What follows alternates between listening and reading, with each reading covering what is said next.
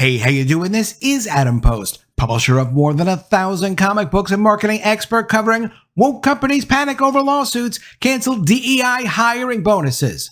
Let's get into the story. Before we do, please be sure you are subscribed to the channel. Click the bell for notifications. Give me a thumbs up. I really appreciate you guys. Companies are pulling back on giving bonuses to executives for discriminating against people because of their skin color, their race, their gender, or their sexual preferences. They did it for a while, but they can't keep doing it. Coming from Bloomberg, Best Buy, J&J, Lazard, among companies downplaying DEI executive pay goals. Diversity pay is seen by some as being unfair to white people. Others say CEOs know diversity is key for business opportunities. It doesn't matter if diversity was key for business opportunities. It's actually not. But if it was, it doesn't mean you can break the law. It doesn't mean you can say, well, I'll just hire people based on skin color, and I'll make sure that I give bonuses to my executives if they hit certain illegal numerical quotas that prove they're not hiring people of a certain skin color. It doesn't matter what the skin color is. Can you imagine if, to make up for this, the companies wind up reversing themselves a year or two from now and say, well, we won't hire any diverse candidates because we need to make up for nonsense that we did a few years prior to now. That would mean discriminating against people who are black. They couldn't hire those people because they already hired too many, or women, or LGBT people. They can't do that. It doesn't matter if they had to make up for behavior since 2020 that excluded certain people of certain skin colors. They're not allowed to do any of this. Multiple lawsuits from America First Legal and Edward Blum's organization have put these companies on notice. I've been covering this video after video, and these companies are being forced to turn this around. From Bloomberg, a growing number of America's biggest companies are revising diversity metrics for executive pay. A possible sign that conservative-led attacks on DEI are weighing more heavily on corporate culture. A review of about 1,200 companies found that the proportion of corporations using a diversity, equity, and inclusion metric to set compensation has dropped to 28% from closer to 33% in 2023, according to an analysis of regulatory filings. So far this year, 56 companies, including Best Buy, Chipotle, and Johnson & Johnson, removed or de-emphasized DEI when setting executive pay. Quote, companies and boards are especially trying to be careful when they're setting these goals, said Brian Bueno, head of Farient's environmental, social, and governance practice.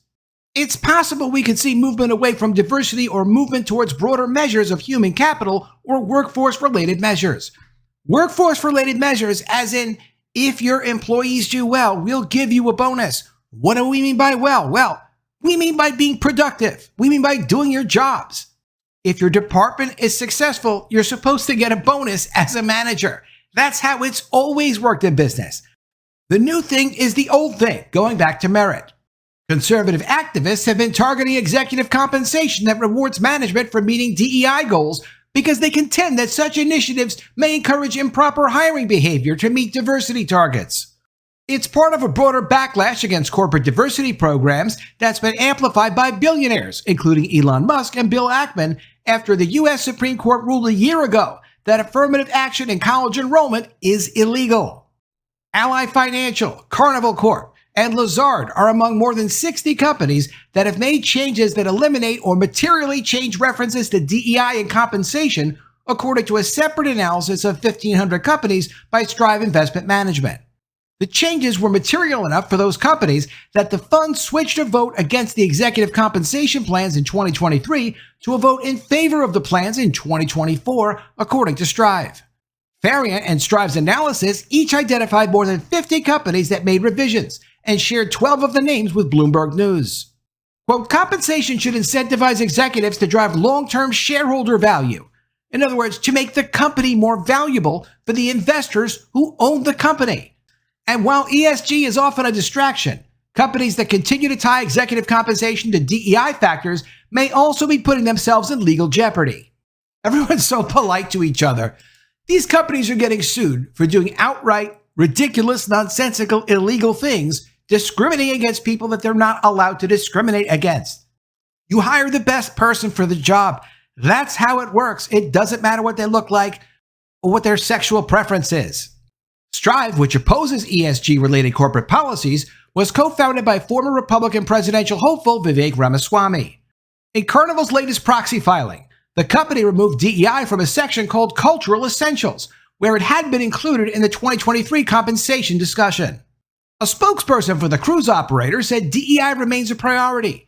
Carnival has shifted DEI from being a single cultural essential to being embedded throughout its culture, strategy, and business priorities, which remain drivers for compensation, the spokesperson said, adding that the company disagrees with Strive's analysis. They know what they did. They got scared and they went back to following the law. Best Buy did it too. Best Buy changed inclusion and diversity to culture and belonging. And Chipotle switched from a goal to increase workforce diversity to reducing turnover of existing diverse workers.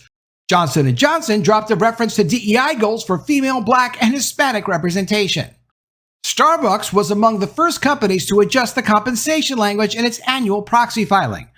The coffee chain dropped a bonus tied to DEI goals for its executives and replaced it with a more general workforce target.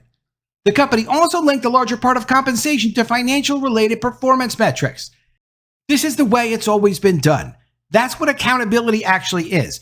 You're a manager, you have financial performance goals. A lot of times as an executive or a manager, you set your own goal and your boss approves it, and then you need to accomplish that goal.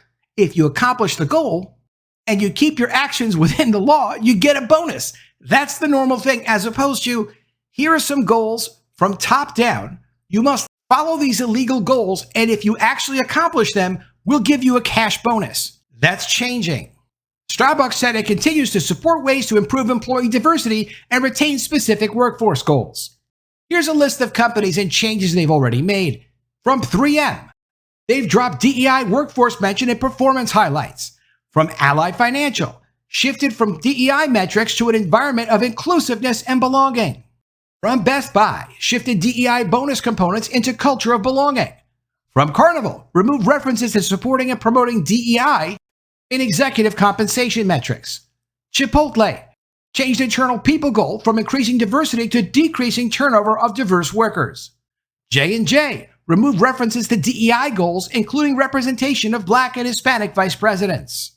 Contour Brands, all references to DEI removed in the compensation section.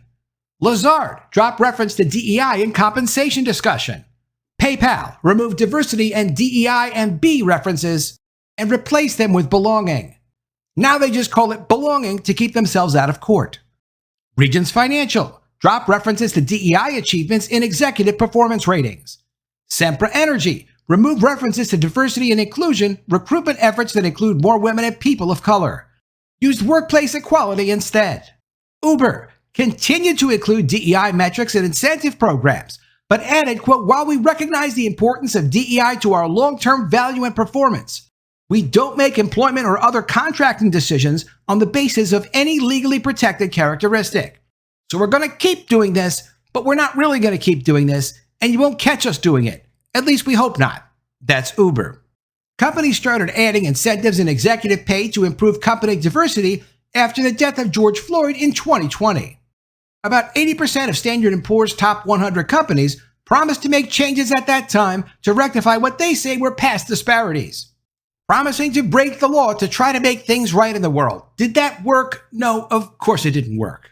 But while companies may not be talking about diversity as much as they had before, they're still doing the work, according to Ivy Jack. That's this lady, a co-founder of the Diverse Investing Collective, a San Francisco-based group that advocates for diversity. Quote, CEOs know that diversity is important because populations are changing, she said. And those who take their eye off the ball on diversity will miss out on business opportunities as their customers become increasingly diverse. Taking your eye off the ball on diversity means following the law and hiring people based on merit. No businesses will not lose opportunities hiring people who are absolutely legitimately qualified for a position. And if you're going to hire people, and let's be honest, it's not based on merit, you're not going to get good people. It's going to cost you more opportunities with your customers, with all of your business relationships. If you hire people that aren't qualified and they screw up those business relationships, any business that you're in, you produce something for a customer.